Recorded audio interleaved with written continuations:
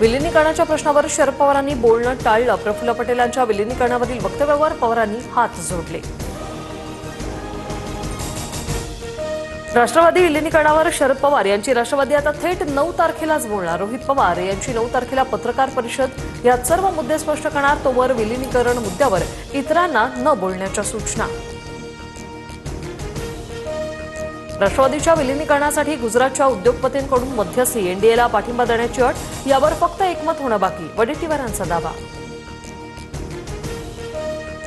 प्रफुल्ल पटेलांकडून राज ठाकरेंचा समाचार. राज ठाकरेंचा राष्ट्रवादीशी काय संबंध? अध्यक्ष पाटील असावा, पटेल नको. या राज ठाकरेंच्या ट्विटनंतर प्रफुल्ल पटेल संतापले.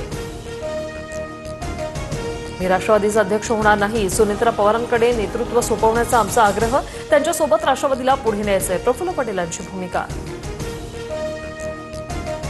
उपमुख्यमंत्री सुनेत्रा पवारांची बीड आणि पुण्याच्या पालकमंत्रीपदी वर्णी. अधिकृत शासन निर्णय जारी. अजित पवारांच्या निधनानंतर जबाबदारी सुनेत्रा पवारांकडे सोपवली.